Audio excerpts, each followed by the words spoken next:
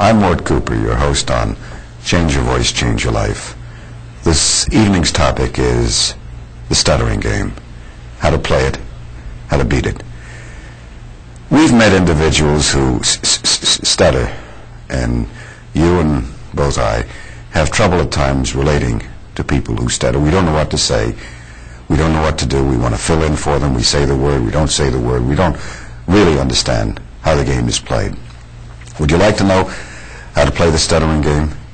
If you stutter, I'll explain how you can kind of bring it down to a point where you talk and you sound just like the rest of us, normal.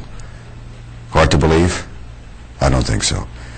I've been working with stutterers for years and years and years. I used to be over at Stanford University. I was the director of the adult group there for them, and we turned out some excellent results. And as well, over the years, I've had the privilege and the pleasure of working with people who stutter.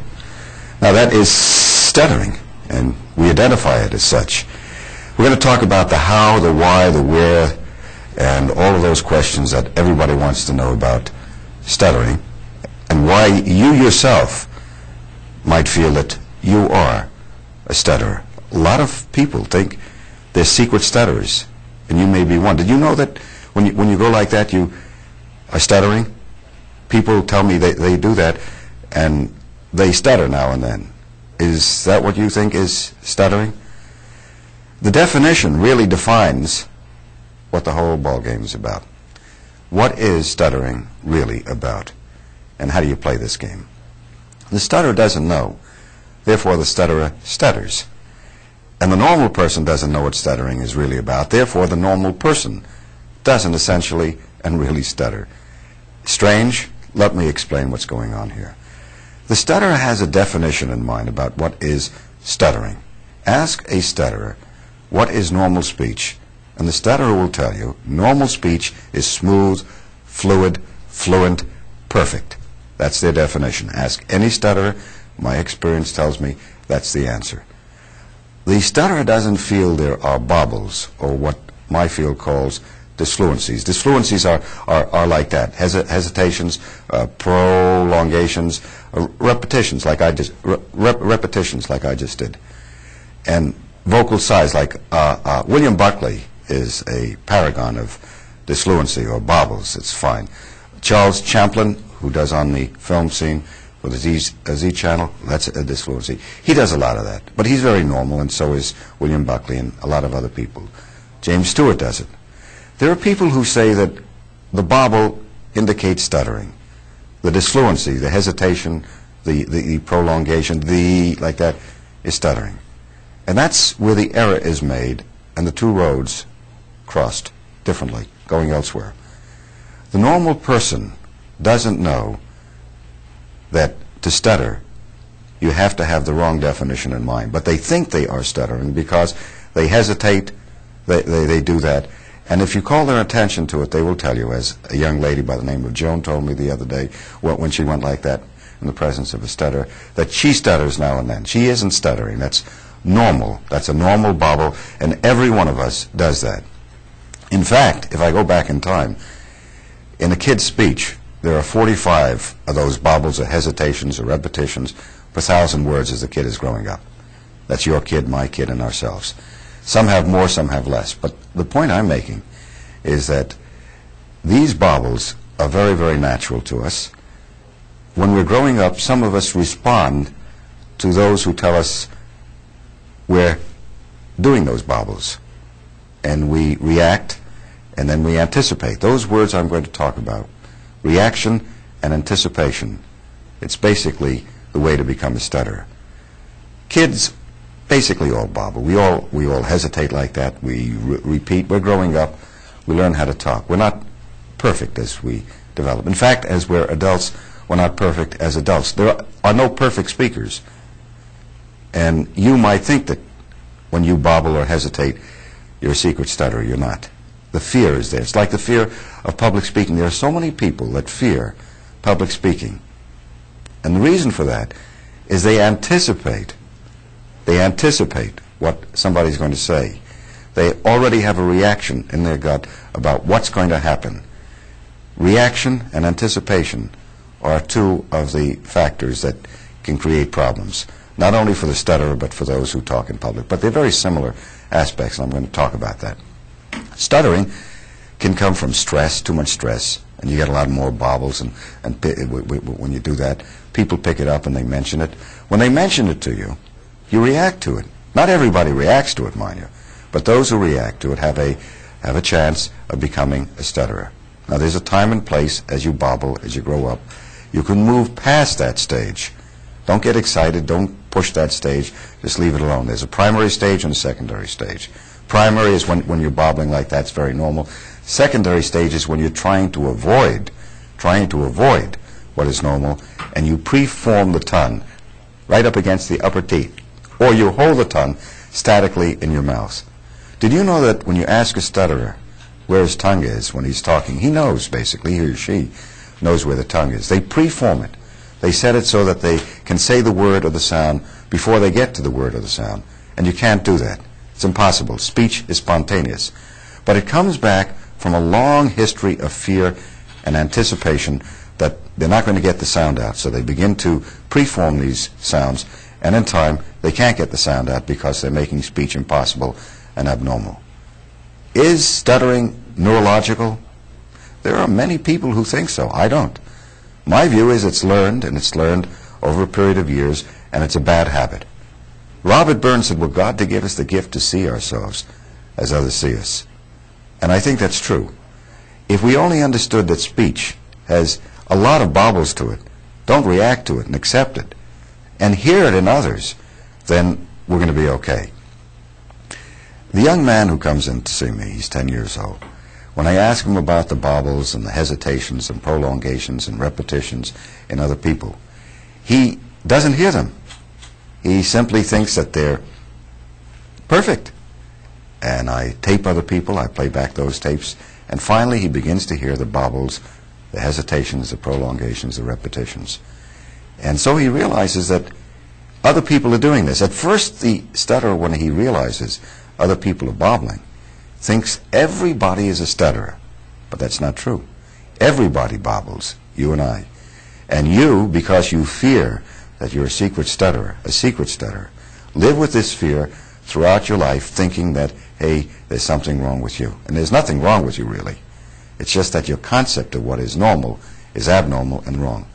The bobbling of America is a very normal situation. And you have to accept the fact that this is not atypical, it's not abnormal, that it's very, very typical, very, very normal throughout the day to bobble. Under stress, pressure, tension, we have more bobbles. When we're not sure of ourselves, when we're not relaxed, like that, that's a bobble. When we're not relaxed, we have more bobbles. When we're relaxed, we may have a lot of bobbles, we don't react to it. We don't hear ourselves bobbling all too often until, like that, somebody tunes into us. And then we become nervous and tense. So understand that stuttering, in my opinion, is a game we're playing. And the game is played by the stutterer not understanding what the definition of stuttering is all about. That definition is very simple. Their definition is that speech is perfect. And I'm saying that speech is imperfect, and that you don't have to be fluid or fluent, and you can't be fluid or fluent, and that you don't preform your tongue, and that you don't anticipate the sounds. You may anticipate what you're thinking, but you don't read off from a teleprompter, and that's what stutterers do. Before they're talking, they have in their mind's eye what they're going to say because they preformed it and rehearsed it. Would you believe that? And that's what they're doing. They go around life throughout the day suffering because they are wondering if they're going to be able to get the word out. And when they do that, they preform, they anticipate. The anticipation sets up the whole thing because you can't anticipate speech. You just have to let it flow. You have to let it be, and they're not doing that. Now, as I mentioned before, you may think it's a neurological factor. I haven't found it so. In correspondence with people who are into the self-help groups, the stuttering group, one individual told me that stuttering is neurological. There's something different than the normal person from the stutter. I don't buy it. I haven't found it to be. I've been around in the field for many, many years. My experience is that stuttering is a developmental factor. The individual develops it develops, and that's a bobble, over a period of time because of reaction and anticipation. Reaction in trying to be somebody and something that's impossible. Do you know that perfect speech is impossible? And the stutterer tries for perfect speech. Ask the stutterer. Ask John who stutters, ask Mary who stutters, what is your concept of normal speech? And they will tell you it has to be fluid, perfect, and so forth. The normal person doesn't know that, so they're very insecure. And when they bobble, and you point it out to them, they will say, well, I do stutter now and then. It is not stuttering they're doing, it's bobbling, it's using normal hesitations, prolongations, and repetitions. And they're perfectly all right doing that. I believe that most stuttering occurs as you're growing up, between the ages of 3 and 7, as a number of other people have found. That's because you're learning to speak at that time. And the stutterer makes something amiss, makes speech very important, reacts to the speech pattern, tries to take out the bobble, and lo and behold, they have a reaction to it. Now, stress can create it, a lack of good models can create it, a lot of things can contribute to the concept of and the creation of stuttering. So you have to be aware that there are different factors, but not neurological factors. Now, when you hear me, that's a bobble. It's a very normal situation. We all do that. After a period of time, there's anticipation, reaction to these bobbles, and the whole body is tense, the breathing goes awry, so you have a whole pattern. Now, to play the game of stuttering, you have to keep the definition in mind that you have, which is a wrong definition. The definition is that you have to be perfect. The normal person knows that he or she is imperfect, and in a sense is hiding because they don't know that it's normal to have bobbles, and they think that the bobbles are stuttering. It's not so. So as you grow up, you fear talking with people, and you create phobic situations, which means that you are afraid of talking here, you're afraid of talking there, you're afraid of talking with this person, and then you have a hierarchy of situations, important situations, stress situations, and that's a bobble too, situations that confront you and make you nervous and uptight. And then you say you can't talk on the phone, you can't talk when you're giving your name, you can't do this. You're making it important. And each person, each stutterer, has his own value system of what he makes important. So you have to understand that stuttering is variable at different times with different people throughout the day, and it comes and goes because you, if you stutter, are playing a game within yourself, in my experience. And the game is that you set up a hierarchy of values, and you're making those values important, and you must be perfect with the boss, or you're making the boss important, you're making situations important. Everybody makes things important, there's no question about it. But they don't do it anticipating the sound, the speech pattern. Things are important, and there's a relevance to it. But you're reacting, if you're playing the stuttering game, to the speech sounds themselves, and you're trying to preform the sound so that you say the sound just perfectly, and that's impossible. There are a lot of things in our world that are imperfect, and speech is one of them. If you try to be perfect in all the things you're doing, regardless of what it is, you become uptight. And if being uptight is where you're at, then I think you can go right on doing it, but it doesn't make life easy. The solution, according to a gentleman by the name of Albert Einstein, to the problems that we confront are simple. The solutions are simple, but we complicate.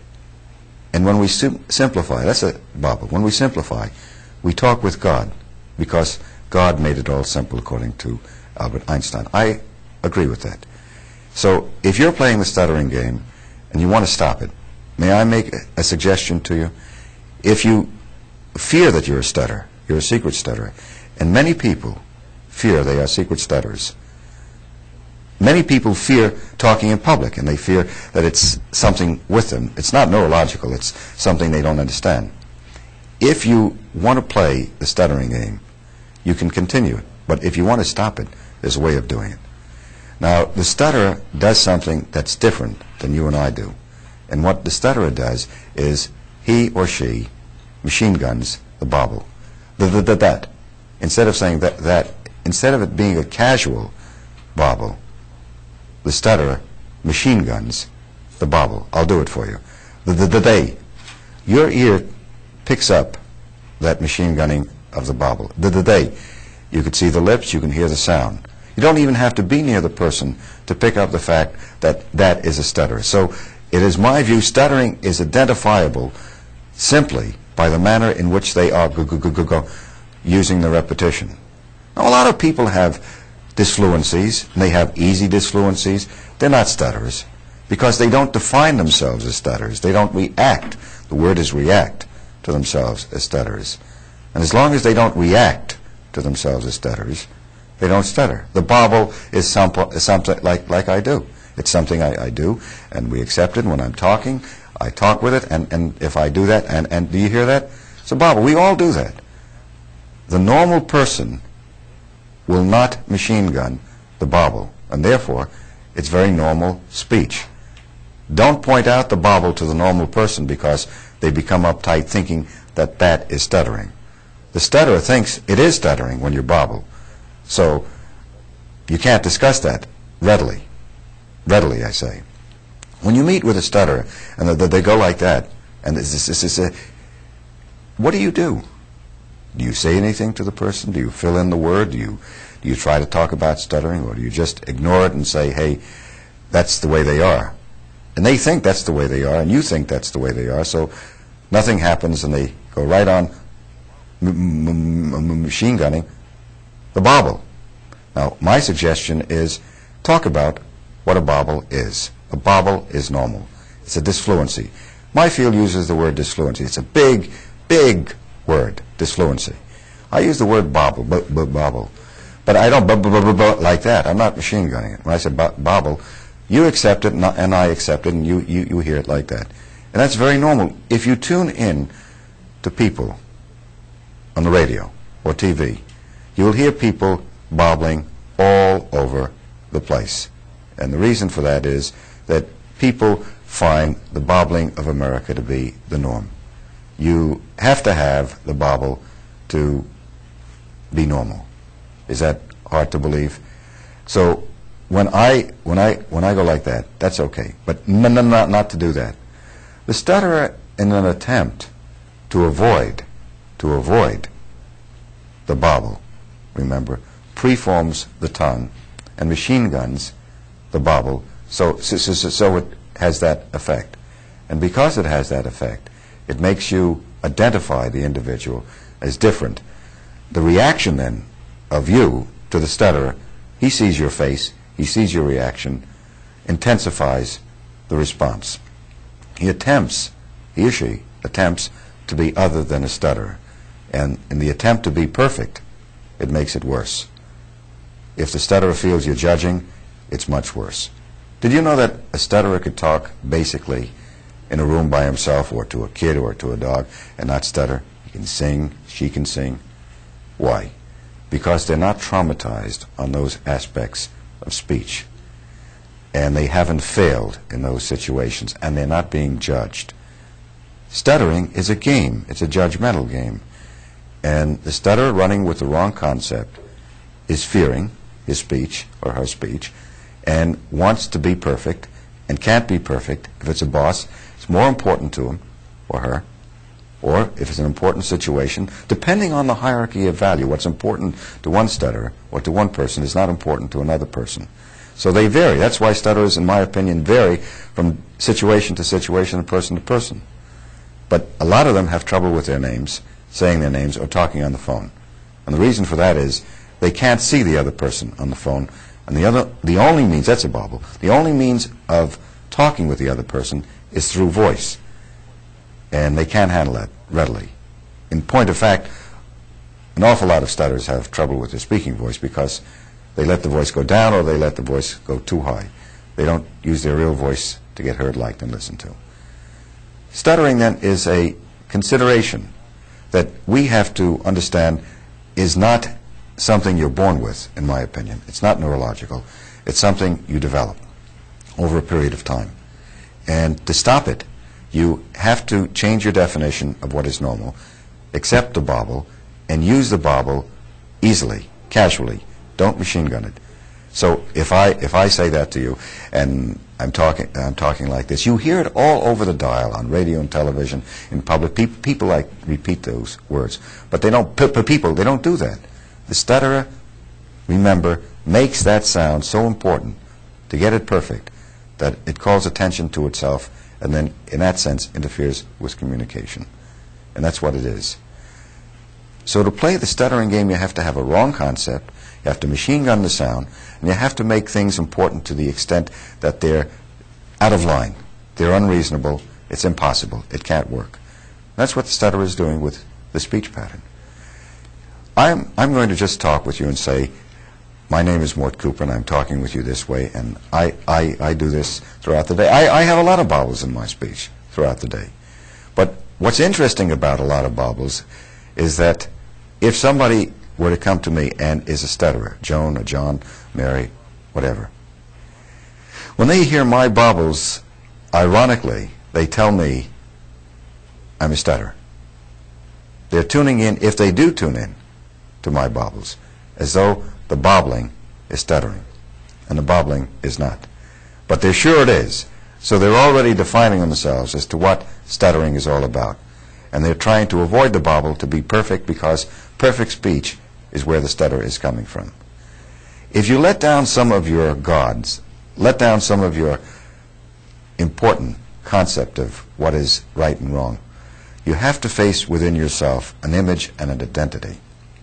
And that's something that we can discuss in the closing moments of this program. The image of normal speech sets you up because you have a wrong concept of it. And that image, the definition, creates an identity, a role. You become that person, and you become that speech pattern, and you're not going to change it readily. You become a habit pattern. Mark Twain said that you cannot kick a habit pattern off the top of a ladder all at once. You have to take it down one rung at a time. It is my view, first you have to hear the bobble in everybody's speech, and I use that technique, listen to the bobbling of America, and then work at a mechanical piece of equipment which allows you to bobble freely and casually on a language master. A language master allows you to bobble. You can do it on a tape machine, but you have to hear the bobble and not machine gun it. And when you do that, and you can bobble like I'm bobbling and saying, my name is Mort Cooper, and I'm here on a program called Change Your Voice, Change Your Life. I'm bobbling, but I'm not saying, my name is Mort Cooper, and I'm here on a program. You see the tension here, and that's where they're focusing in on it. That's because they're reacting to the bobble. Is it all that simple that I'm saying? I believe it is. You change a habit pattern. You change a habit pattern so that you can bobble easily, and you change your identity, and you change your image, and you change your role. Those are important words, because when you change those concepts and you allow your speech to be normal, you are heard as normal, and people react to you as normal, and speech is then a pleasure. The way speech is now, if you stutter, or you think you're a stutterer, a secret stutterer, you're always wandering about looking for people to question you and ask you how long you stuttered, where have you gone, and what have you done. And you usually have a long history of where you've gone and what you've done, and it hasn't worked. It hasn't worked. A lot of stutterers still exist in this country. The estimate of 1 million, 2 million stutterers in the country, possibly more. I think there are a tremendous number of secret stutterers, people who think they stutter and react as though they're stutterers, and they're closet stutterers. They aren't stutterers. They're very normal, but their concept of what stuttering is about is abnormal. It's wrong, and it creates pressures and tensions. And speech, which that's a bobble, which should be a pleasure and fun, and that's what makes society, talking, is tense. It's taut, and it's trying. People don't like to be outgoing. They're afraid of judgments of what people will say. In a sense, I've compared it to public speaking, because public speaking is the most feared factor, the most feared participation, the most feared activity, according to polls, that people see about themselves. Why? Public speaking is nothing more than private conversation made public. But the role changes when the person gets from the individual speaker to the public and plays another person and is another person and becomes formal rather than informal. The stutterer does the same thing in a great deal. As I say, the stutterer can talk by himself in a room to a pet, to a cat, to a child. Why? Doesn't stutter. He, she doesn't stutter. Because there's no judgment. So when you're talking with people and you fear what their judgment is, you've already set up the whole pattern. And the answer to it is, don't set up the pattern. The game of stuttering can be played in many ways. I hope I've contributed some insight and some direction to those who do stutter. In my view, it's a game, and you can stop playing the game. If you fear it and you think you're a secret stutterer, think again. Listen to the bobbling of America. I'm Mort Cooper. The program is titled Change Your Voice, Change Your Life. Thank you for joining with me. Good night.